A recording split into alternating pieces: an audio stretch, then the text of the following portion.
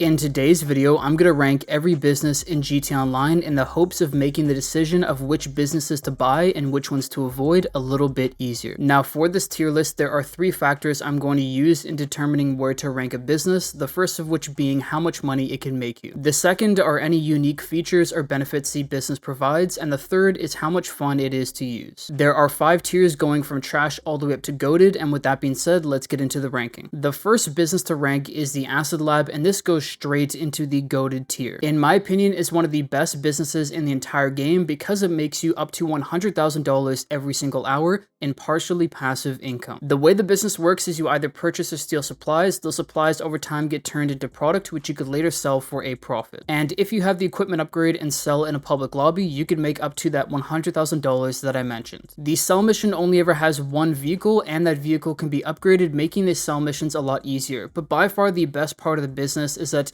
in order to unlock the Acid Lab and to unlock the upgrade, you have to complete the 6 First Dose mission storyline and have done 10 Fooligan missions, which in total pay out to $1.1 million. And because the business and the upgrade only cost $1 million, it means this business is essentially free. So considering the business can be run solo, it pays out $100K an hour, and it's essentially free, I think the Acid Lab has to be in the GOAT tier. Next up, we have the agency, and this business is going straight into the GOAted tier as well, and it's moving in front of the Acid Lab. Once again, the agency is one of the best businesses in the game, and there's a long list of reasons for that. With the first being there are 4 ways to make money with the business, and the first way is the security contracts. They are simple 5 to 10 minute missions and pay out anywhere between 30 to 60K, but they're also tied to the other 3 ways to make money. The first being the agency wall safe, where every in-game day a set amount of money will be deposited into it, but for every security contract you complete, an additional $100 will be added onto that total every in-game day. The wall safe income does cap out at $20,000 a day, but it is a way to make money without having to do anything. But going back to the security contracts, if you complete 3 of them, you will then unlock payphone hits, which are simple assassination missions, where if you take out a target and complete a bonus challenge, you could make $45,000 and they only have a 10-minute cooldown. And finally, after completing your first security contract, you will then unlock the VIP contract, aka the Dr. Dre contract. This is essentially a large heist. You have a bunch of mini heists, a couple finale missions, and at the end of it, you get paid out $1 million. And it usually takes just over an hour to an hour and a half to complete. The Dre contract is the second best way to make money in the entire game, so right away it makes the agency a must-have business. But making money is not the only benefit of the agency. You also have the vehicle workshop, which allows you to apply Amani Tech to your Amani Tech vehicles. You can also purchase the armory, which allows you to upgrade your weapons, and the business also offers a ton of other great benefits that you can access through the front desk. And it's because of all these benefits that the agency is in the goated tier. But the next business we're going to rank here is quite the opposite of the agency, and that is the Arena Workshop, which is going right into the bad tier. This is mainly due to the fact that the Arena Workshop only has one way to earn you money, and that is to play the Arena War games, which are outdated, don't pay out much money, and are just simply not a fun money grind now that people don't play the game modes anymore. But the thing that is stopping the Arena Workshop from going into the trash tier is the fact that it gives you access to the Arena War Workshop, where you can customize and modify your Arena War vehicles, which are some of the coolest and most fun vehicles in the game. Having the workshop also allows you to buy, store, and customize the RC Bandito, which can be used for the RC Bandito time trials. But despite those 2 benefits, the business still has to stay in the bad tier. Moving on, we have our first entry into the good tier, and that is the auto shop. Similar to the agency, the auto shop provides tons of benefits, with the first being its multiple ways to make money. To start, you have exotic exports, where you go out to steal a car, deliver it to the docks, and get paid $20,000. There's also the auto shop business itself, where you mod and deliver vehicles to customers. You can either deliver the vehicles yourself or pay an employee to do it, but either way, they're making roughly 30 to 50K an hour. But where the auto shop makes you the most amount of money is with the auto shop contracts. Now there are 8 in total, and they're essentially mini heists. You have 2 setups and 1 finale, and 7 out of the 8 pay you roughly $170,000 to $180,000 for about 20 to 30 minutes of work. But the best auto shop contract, the Union Depository contract, pays out $300,000 and once again takes about 20 to 30 minutes to complete. The same contract can't be done back to back because they do have a 1 hour cooldown, but if you were to do 3 different contracts in an hour, you could be making $400,000 to $600,000, which makes the auto shop contracts one of the best ways to make money in the entire game. But this is just the money side of the business. Probably the cooler side of the business is the fact that you have your own custom auto shop where all of the customizations are at a discounted rate, and there are no limitations or no restrictions on any of the customizations for any of the vehicles you take in there. Meaning, unlike when you go to the Los Santos Customs, you don't have to reach a certain rank or have completed a certain amount of races to get a modification for a car. You could buy anything you want and all for a cheaper price. The auto shop also has probably the coolest garage out of any property in the game, and when the auto shop contracts are double or triple money, it is by far the best way to make money in the entire game. And it's because of all those reasons that the auto shop has to go in the good tier. Next up, we have the most recently added business, the bail office. And unfortunately, this one's going right into the mid tier. Now, the bail office does offer two ways to make money, with the first being completing bounty target missions.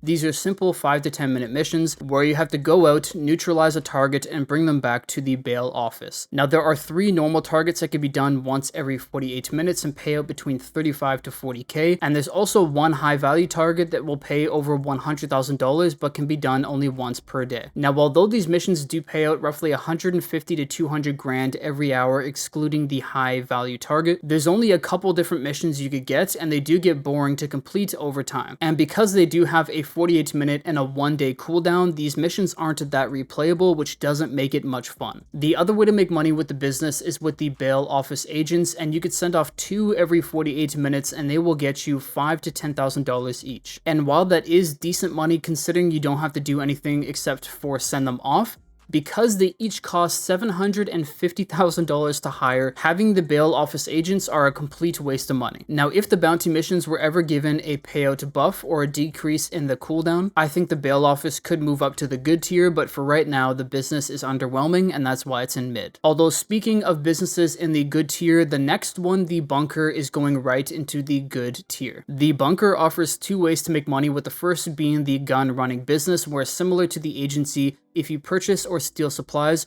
over time those supplies get turned into product, which you could then sell for a profit. And with this side of the business, you could make up to $60,000 an hour if you have the equipment and staff upgrade. So right away, that is pretty decent money, but it's not at the level of the acid lab. But the other way to make money with the business is with the ammo drop-offs. Every 48 minutes, you could come over to this truck here in the bunker, and if you complete the ammo drop-off mission where you drive the truck to a nearby ammunition, you will get $50,000. So combined, you can make $110,000 every hour with the bunker, and if you sell the stock in a public lobby similar to the acid lab, you could make closer to $150k an hour, which is great money. But there are a couple other benefits of the bunker that are what put it into the good tier, with the first of which being that it allows you to buy the MOC. The MOC is a vehicle that allows you to do a handful of different missions that make a decent amount of money, but more importantly, it allows you to customize vehicles like the Vigilante, the Scramjet, and other weaponized vehicles like that. And speaking of upgrades and customizations, the final benefit of the bunker is that it allows you to upgrade your weapons through the armory and different vehicles as well as weapons through the research section of the bunker. The research works similar to the gun running portion of the business, where you have supplies, you assign staff to research, and over time they can unlock upgrades for different weapons and vehicles such as the oppressor. And it's because the bunker gives you access to all of those upgrades as well as a decent way to make money that the bunker has to be in the good tier, but just behind the auto shop. And staying in the trend of good tier businesses, the next one, the Coke Lockup, is also going into the good tier behind the auto shop and the bunker. Now, the Coke Lockup is one of 5 MC businesses, which you actually need an MC Clubhouse in order to buy. But similar to the bunker and acid lab, the way the business works is you purchase or steal supplies. Over time, those supplies get turned into product, which you could later sell for a profit. And similar to those 2 businesses, the supplies turning into product happens in the background while you're playing the game. So whether you're going AFK or doing other things, the actual process of creating product is completely passive. Now, if you have the equipment and staff upgrade for the Coke Lockup, it will pay out to just over $60,000 every hour. But that's where the benefits stop. It is just a simple, easy way to make money, and that is why it's in the good category, but not any further. Next up, we have another one of the MC businesses. This time it is the Counterfeit Cash Factory, and this one is going right into the mid tier. It operates the exact same way as the Coke Lockup and costs around the same amount of money, except this time if you have the equipment and staff upgrade, you're only going to make $38,000 an hour. And it's because of that payout decrease that the Counterfeit Cash Factory is in the mid tier. Next up, we have the third MC business of the tier list. This time it is the document forgery office, and this one is going straight into the trash tier. The document forgery office is by far the worst business in the game, and despite it operating the same as the Coke Lockup and Cash Factory, it only pays out $20,000 an hour if you have the equipment and staff upgrades. So you're essentially paying multiple millions to get the business and to upgrade it, but you're only making $20K an hour.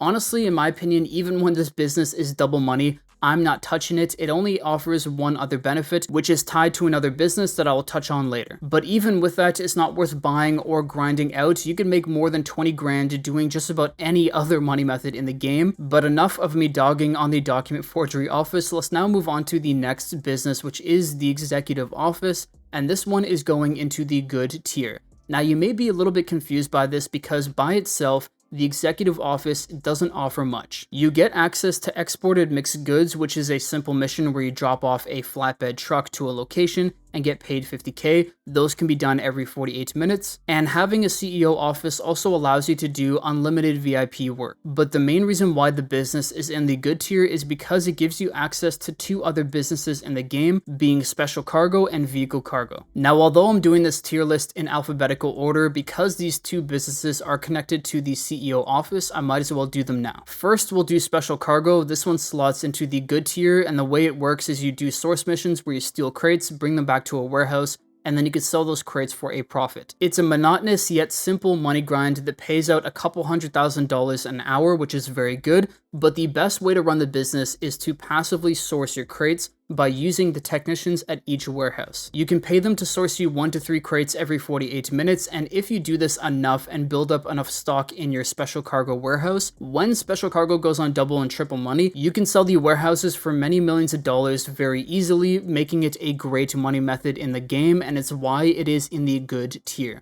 On the other hand though, the vehicle warehouse is in the mid tier, the difference being this time you're dealing with vehicles. So you're still doing source missions where you go out, steal vehicles, bring them back, and from there you could modify them and sell them to different buyers. There are different levels or tiers of vehicles you could get that pay out different amount of money, but if you get the business running efficiently, you could sell roughly 2 high-end vehicles that pay out the most every hour, making you $160,000 to over $200,000 depending on whether you're selling them in invite-only sessions or public lobbies. Vehicle cargo is a cool business that allows you to test out different cars and whatnot, but because it is very expensive to set up, I just don't think it should be in the good tier. But to get back on track, the next business we're going to rank is the facility, and this one is going right into the bad tier. Now, the facility does offer something very cool, which is access to the Doomsday Heist. It is a 3-part heist, and they are probably the hardest heists in the entire game. When all is said and done, you can make a few $1,000,000 from all 3, but they do take many hours to complete and can't be done solo. So if you don't have a group of friends you could do them with,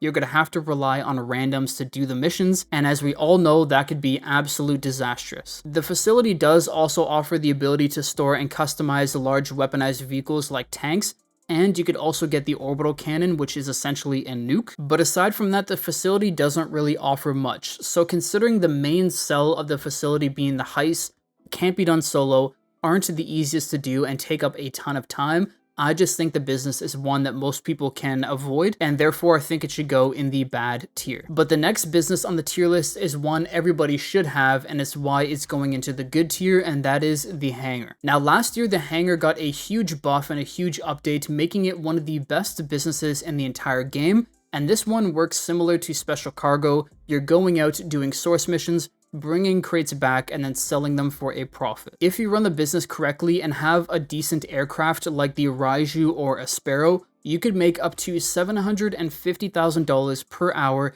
as a solo player sourcing and selling cargo. The Hangar also allows you to store and customize aircraft like the Raiju and Avenger, which makes it a very handy and useful business. But because the business does have a huge paywall of having to own an expensive aircraft, I think knocking it down a peg from GOAT tier is warranted. Although within the good tier, it does slot in ahead of the bunker, but behind the auto shop. Next up, we have another business that's going right into the mid tier, and that is the high-end apartments. The apartments offer only one way to make money, money, and that is through the OG heists. There are 5 in total, and while they are fun to do and do pay out a decent amount of money, they are relatively outdated. I mean, they did come out many years ago, so it does make sense, but probably the biggest thing holding them back is the fact that you can't do them solo. You have to do them with other people. And just like the Doomsday heist with the facility, if you don't have a group of people to do these heists with, it's going to be a long day trying to complete them with randoms. Next up, we have the Kosatka Submarine, and this one is slotting into a tier that not many businesses will reach, which is, of course, the goated tier. And it's going right to the very front. And that is because the Kosatka Submarine, or the Cayo Perico heist, which the submarine gives you access to, is the best way to make money in the entire game. The heist is a ton of fun to do, there's tons of ways to do it, and what you're doing is sneaking onto a private island, taking loot from around the island and a primary target in a central compound, and if you could escape the island successfully, you could make anywhere between $850,000 all the way up to $1.5 million. And the best parts about it is you could do the heist solo and it could be completed in under an hour. Nothing comes even close to the Cayo Perico heist in the entire game, but of course, because it is so good, there is one major downside, and that is if you're doing it solo, there is a 2.5-hour cooldown. But even then, it is definitely worth the wait. The Cayo Perico heist is #1 in the game, and that is why the Kosatka Submarine is in the goated tier. Plus, the submarine also gives you access to the Sparrow, which is one of the best helicopters in the entire game. Of course, the heist sells the submarine itself, but that is a pretty sweet add-on. The next business to rank is the MC Clubhouse, and of course, as mentioned before, this is the business that you need to buy the other MC businesses, which right away is the main reason why it goes into the good tier. But there are a couple more things you could do with the business that puts it ahead of the executive office. The first of which being bike deliveries. Similar to the auto shop, you're able to customize and deliver a bike to a customer every 48 minutes. That will make you 50k every single time, and there's also some biker missions you could do that take about 10 minutes to complete and pay out 30k each time. But as I said in the beginning, the main reason why it's in the good tier is because it gives you access to the MC businesses. And speaking of MC businesses, we now have the 4th one for the tier list, being the Crystal Lab, which slots right into the front of the mid tier. It works the exact same as the other 4, except this time it pays out $40,000 an hour if you have the equipment and staff upgrade. Moving on, we have the best passive income business in the entire game, and that is the Nightclub, which is why it goes right into the goated tier, just behind the agency. The Nightclub has many benefits, but the first are the 2 passive ways to make money. The first is with the Nightclub wall safe. Every in-game day or 48 minutes, up to $50,000 will be deposited into the Nightclub wall safe if you have maxed out popularity in your Nightclub. Maintaining popularity is fairly simple, so this is an easy way to make 50k every hour. The second way to make money with the Nightclub is through the warehouse, and the way this works is you have up to 5 technicians that you could hire and assign to source you different types of goods. All the sourcing happens for you in the background just so long as you're in an online session similar to the Acid Lab or the MC businesses, except this time, instead of having to resupply the business over and over, all you have to do is assign a technician to source you a certain type of good, and that is it. They will keep sourcing that good for you until the end of time, just so long as they are assigned to it. Now, there are 7 different types of goods you could assign a technician to, but there are 5 that are the best. The only catch is that you actually have to own and have set up a corresponding business in the game. This does make the setup for the Nightclub warehouse very costly, but it is 100% worth it, because if you have technicians assigned to cargo and shipments, sporting goods, South American imports, pharmaceutical research, and cash creation, they will source you $50,000 worth of goods every single hour. And so if you combine this with going AFK or just playing the game a lot, you could make tons of money with the Nightclub. But as I mentioned, it does require you to own either a special cargo warehouse or a hangar, a bunker, a coke lockup, a crystal lab, and a cash creation factory. So it is more geared towards veterans. But regardless, the wall safe and the warehouse make the Nightclub a goated business right off the bat, even though there are many more benefits. With the first being you're able to purchase the Terabyte. And the reason why the Terabyte is really important is because first,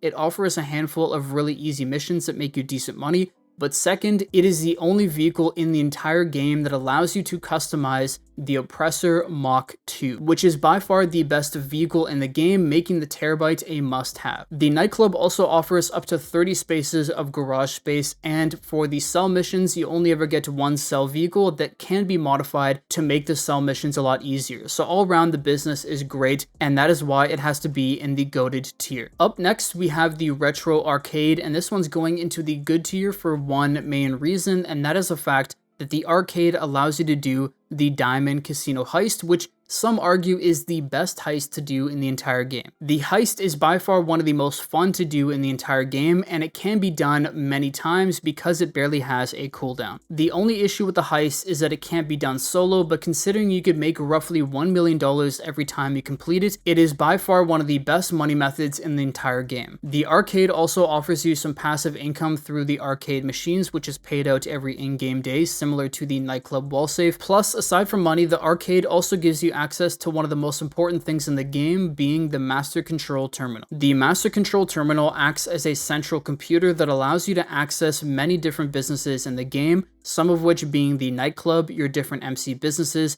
even your special cargo and vehicle cargo warehouses. From the control terminal, you can resupply your different businesses, increase your Nightclub popularity, start cell missions, and do much more, all of which making the money grind a lot easier. And it's because of this and the Diamond Casino Heist that the Retro Arcade goes into the good category, right behind the auto shop. Next up, we have another business going into the good tier, and that is the Salvage Yard. It's slotting in right behind the bunker. The Salvage Yard has two main ways to make money, with the first being the Salvage Yard robberies. Each of these can be done once per real life week, and they are essentially mini heists where you have a handful of setups and tasks to complete. And then finally, a finale mission where you're stealing a car, which you could later sell for hundreds of thousands of dollars. They only take it an hour or less to complete, making it a great way to make money. The only benefit of this money method is the fact that they could only be done once a week. Although that is sort of made up by another benefit of the Salvage Yard, which is the claimable cars. Now what this is every couple of weeks, one of the cars that you steal during the Salvage Yard robberies will actually be claimable. And what that means is that instead of selling the car, you can actually buy it for $20,000 if you'd like.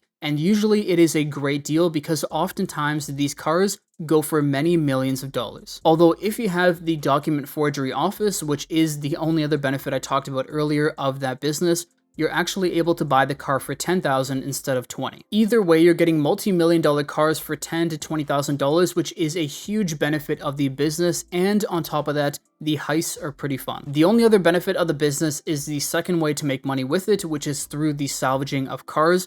If you have a tow truck, you're then able to do tow truck missions where you go out, tow a car, bring it back to the salvage yard, and at the salvage yard, the car will be salvaged. Now, for every time a car is salvaged, you will get 30 to 60K, and depending on whether you have 1 or 2 employees salvaging it, it could take anywhere between 48 minutes to double that to salvage the car. Only 2 cars can be salvaged at a time, so with the salvaging, you could only make between $60,000 to $120,000 an hour with this money method, which is good.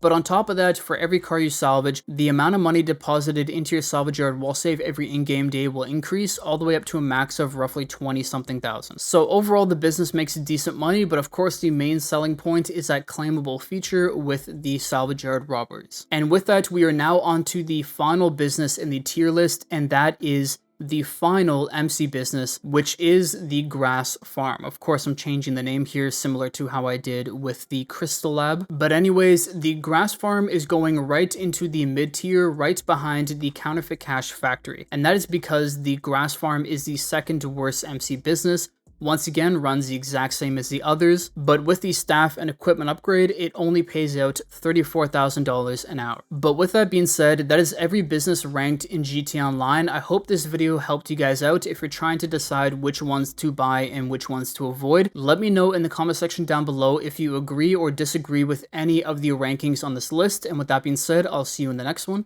Peace.